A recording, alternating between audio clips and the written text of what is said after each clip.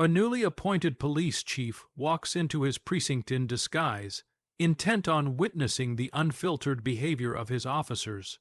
But when a white officer spits at him, assuming he's just another nobody, the department teeters on the edge of a jaw-dropping moment that will change everything.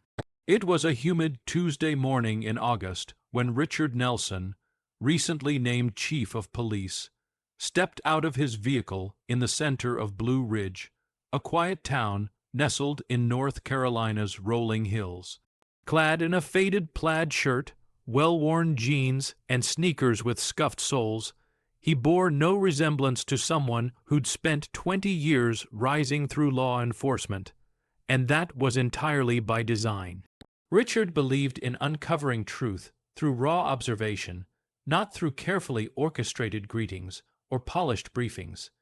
As a black man assuming leadership in a department long clouded by rumors of misconduct, he needed to see things for what they really were. To do that, he chose to blend in, avoiding the fanfare that often precedes official introductions. The precinct's lot buzzed with uniformed officers shuffling in and out, exchanging jokes and routine banter. Richard took a moment to scan the scene, quietly absorbing the atmosphere. No one recognized him, unsurprising, given that his appointment had only been announced a few days earlier. He had purposely kept his arrival under wraps until the formal inspection scheduled later that morning. Adjusting his baseball cap, he drew a steadying breath. The burden of his responsibility to cleanse the rot that lingered within the department weighed heavily on him. He'd faced opposition before, but he sensed this challenge would stretch him in unfamiliar ways.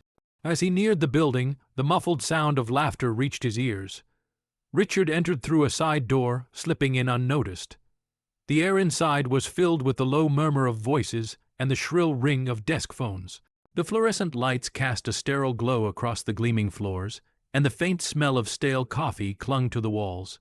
He strolled slowly, taking in the interactions around him.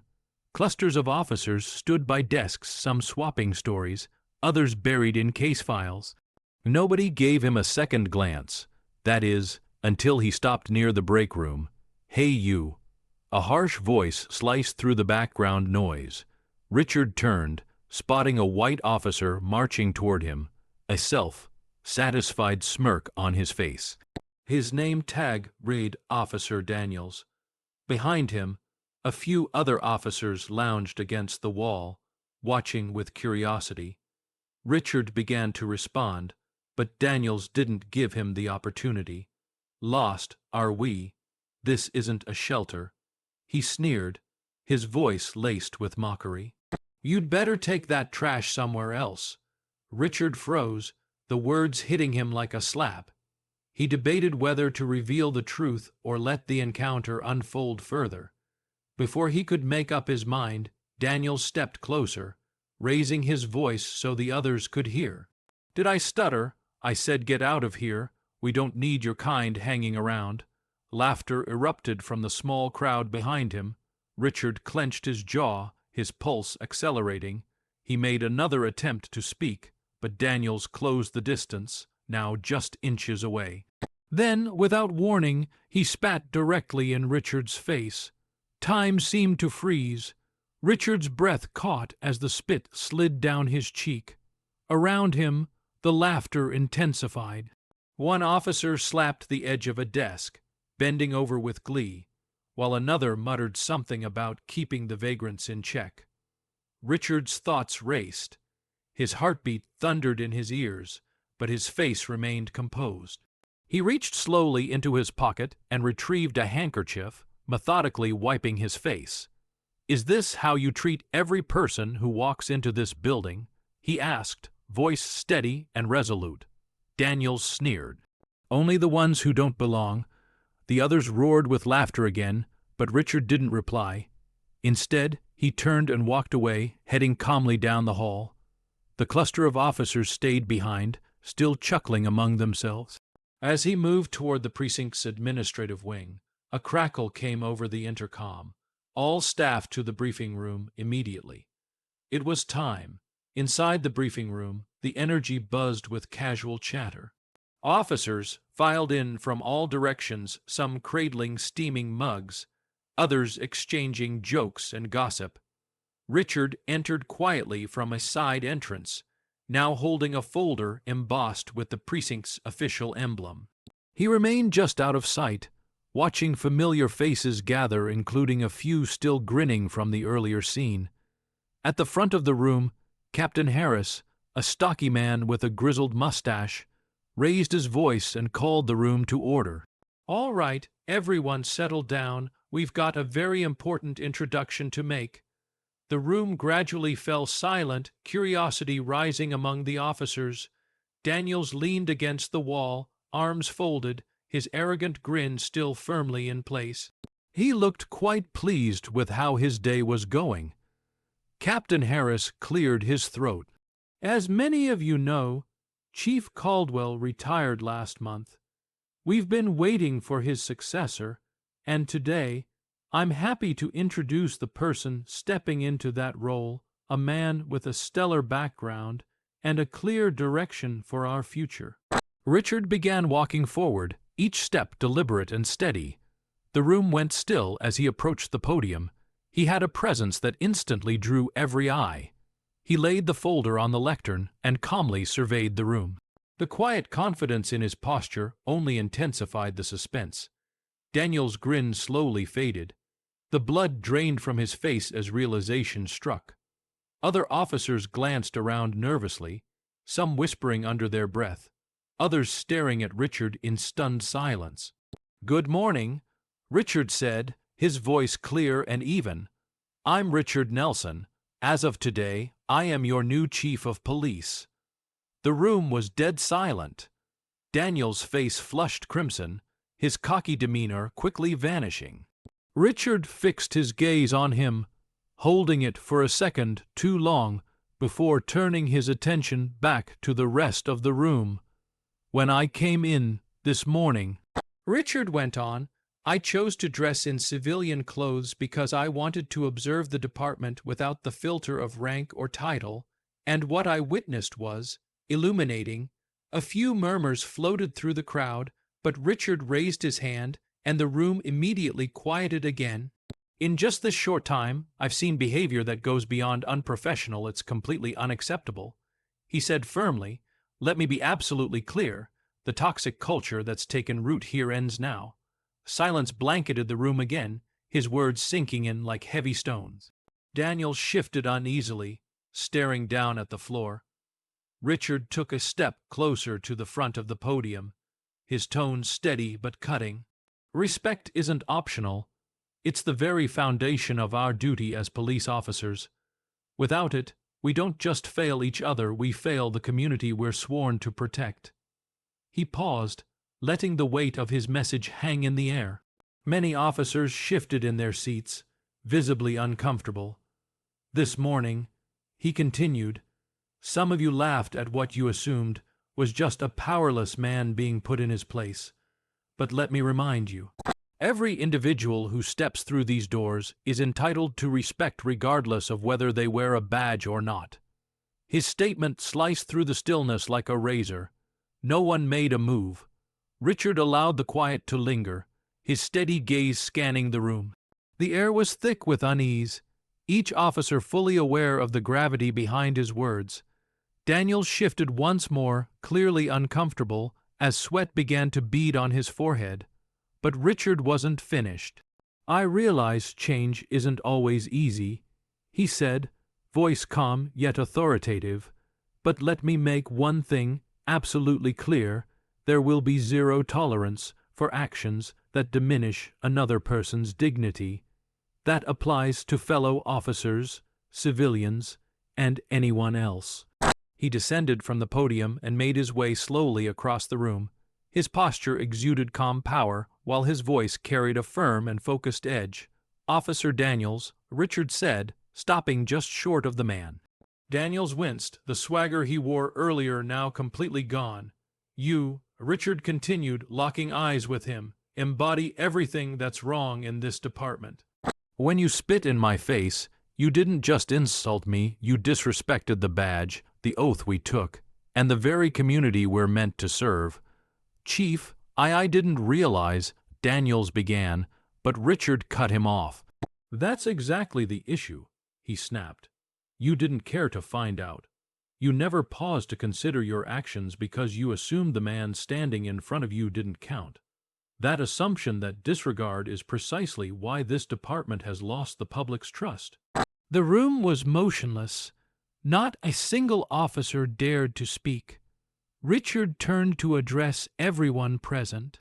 What I witnessed this morning wasn't just one officer's failure. It was a symptom of a larger problem, a culture where bullying, bias, and disrespect aren't just ignored, they're encouraged. That ends today. Returning to the podium, his voice gained force. My entire career has been devoted to justice, not only on the streets, but within the very institutions meant to uphold it. Transformation won't be quick, and it won't be painless. But hear me now, as long as I serve as your chief, this precinct will run on principles of honor, accountability, and mutual respect. Richard paused, letting his declaration settle into the minds of every person in the room. Then, with a brief nod in Captain Harris's direction, he ended with clarity, effective immediately. Officer Daniels is suspended, pending an internal review. Then, scanning the room, he added, and for anyone who thinks this is merely a warning, think again. This marks the beginning of real change. A wave of gasps swept across the room. Daniel's face flushed a deep red, his jaw clenched as he avoided the stares of his fellow officers. Richard stood his ground, undeterred. This isn't about retribution, he said, his voice even.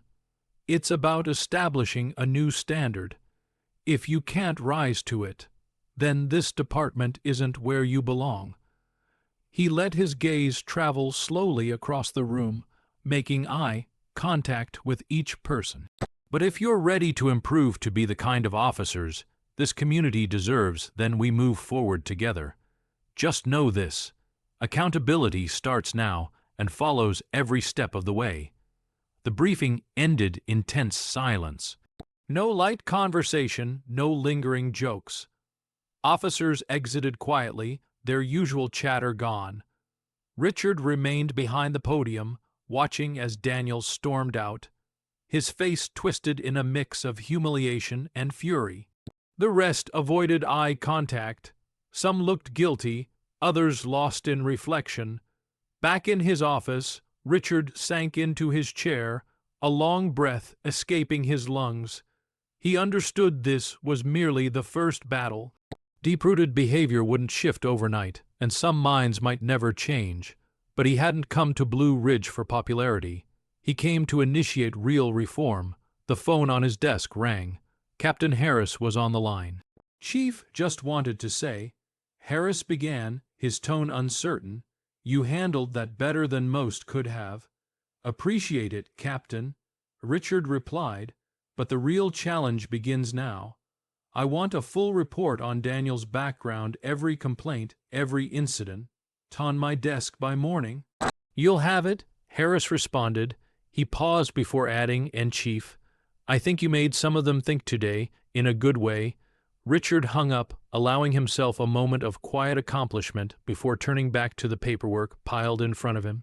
In the weeks that followed, the atmosphere in the precinct shifted. The same officers who once laughed at Daniel's antics now steered clear of him. His suspension was the talk of the department, passed in hushed whispers. Richard made sure to be seen walking the corridors regularly, making his presence felt. He greeted every officer he passed, his presence a constant symbol of leadership. Some members of the force embraced the shift. Officer Reyes, a young recruit, approached Richard one afternoon, admitting she'd remained silent in a toxic environment because she feared retaliation. I want to do better, Chief, she said, her voice sincere.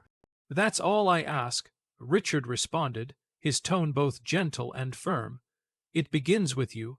Yet, not everyone welcomed the transformation. Daniels challenged his suspension, claiming it was unjust. Richard didn't budge, holding to his principle that accountability wasn't negotiable. The internal investigation revealed numerous past complaints against Daniels, including excessive force and inappropriate remarks. His appeal was denied, and Richard made it plain. The era of excusing misconduct was over. Still, Richard knew real change would take time. Discussions around unconscious bias and connecting with the community sparked mixed responses, but he stayed the course. Every small win, an officer choosing to speak out, a colleague reflecting on their behavior, was a building block toward lasting reform. One morning, Richard attended a neighborhood event and met a quiet young boy who cautiously approached him. "Are you really the chief?" the boy asked. "Why died?" "I am," Richard replied with a warm grin. "My dad says the police don't care about people like us." The boy whispered. Richard knelt to meet his gaze. "I can't undo what's been done," he said gently, "but I give you my word, we're trying to make things better, and if you ever need help, you come find me. Deal?" The boy nodded slowly, a tiny smile forming. Moments like that reminded Richard why he'd accepted the position. By the end of that first year, the department was far from perfect, but it was undeniably evolving. Officers unwilling to grow had moved on, replaced by new hires who believed in Richard's mission of fairness and respect. The community, once doubtful, had begun to notice the difference, a genuine push to rebuild trust and close the gap. One evening, Richard stood in the precinct's main hallway, watching as officers clocked out for the night. The laughter and conversations that echoed through the space had shifted in tone. No longer fueled by cruel jokes or exclusion, it was now authentic and inclusive. He understood there would always be roadblocks, more work to do, and minds left to change. But for the first time since he'd arrived, he felt something he hadn't before: hope. Progress didn't come easy, but every step had been worth it.